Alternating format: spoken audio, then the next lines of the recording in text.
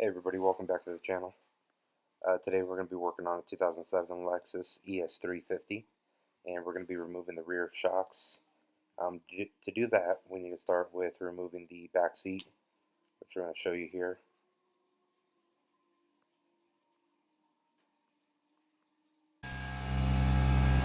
Alright, so these are just the little clips. You just get your hand right under the brakes and you just pull it up real hard. Those pop out.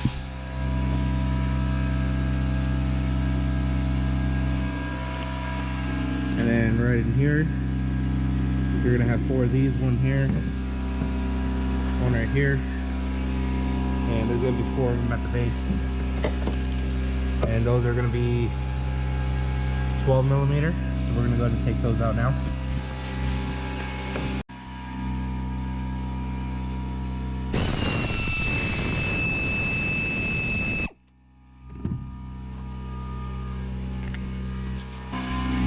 Alright, now that we have all 4 of those bolts removed, we're just going to lift the seat straight up.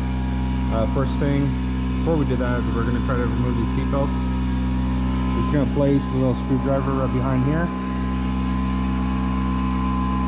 And then you're going to pull this latch up. So this is the back portion of the seat, and these little things right here are what hold the back portion of the seat flush. So you got to push it upwards to get it off of those, and then everything else just kind of comes apart. The seat belts just go around the seat, especially the middle one. Middle one stays intact. You just slide the seat out for right there. All right, now we're going to move to the rear. We already have the vehicle jacked up. It's on jack stands, and it's also supported. We're on the driver's side, and right here we're going to have 2 19 millimeter bolts. That's going to be holding the lower portion of the strut on. I'm going to go ahead and show you guys as well. There's also a brake line and the ABS sensor line, and we're going to remove those. These two, they take a little bit of work. You may need a breaker bar. I know I did, but once you get those broken loose, they're a little easier to get off. If you have a second jack, it helps to support it under the brake rotor or under the suspension, and that way you can move it up and down while you're trying to work those bolts out. Sometimes the calipers do get in the way.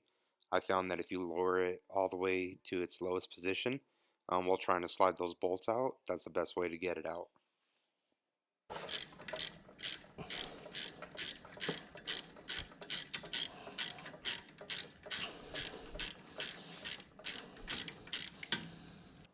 Alright, once we have those 2 lower strut bolts removed, we're going to move over to the brake line, which is this one right here.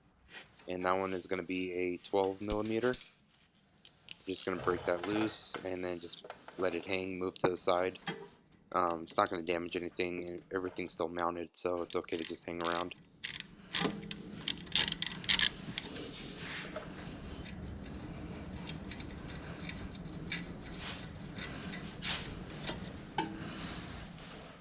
And now we're going to move on to the sway bar link. We're going to go ahead and remove that. If you find that the ball joint spins, it's best to put an Allen wrench in the middle of it and then use an open-ended wrench to break it free. Didn't have any issues with that one. And then you're just going to move it off to the side and let it hang.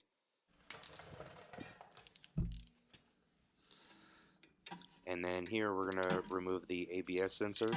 This one's going to be a 10 millimeter, and it's just like the brake line. You just remove the bolt and then just kind of push it off to the side and let it hang, just like that.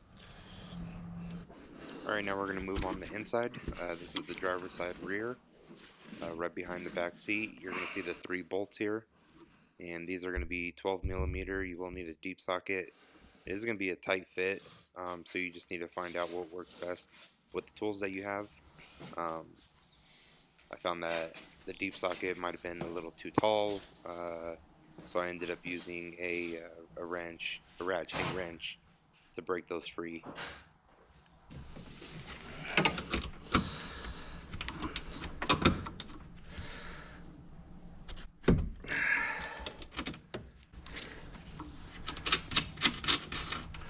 Oh, that's easy.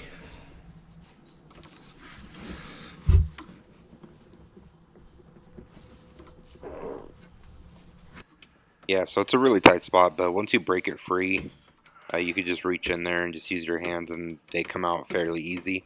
Just a couple turns and they're already off. Just turn it, turn it, turn it. And then bam, that's it. So you just got to do that 3 times.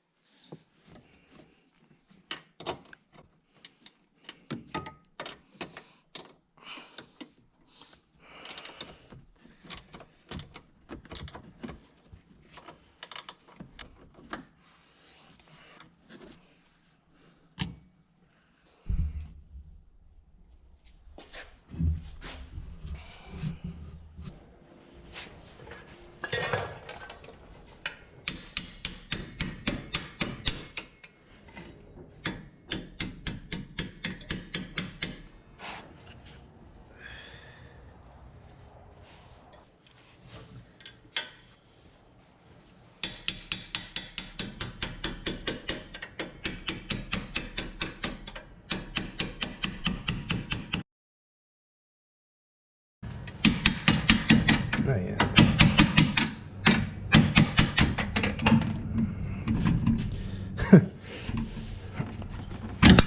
All the tools in there. Okay. All right.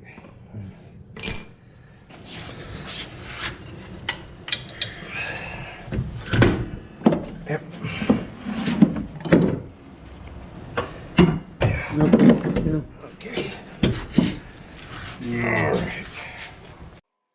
Let's bring these over here and we'll just compare them side by side. You always want to take a look at them and make sure that they are the same part.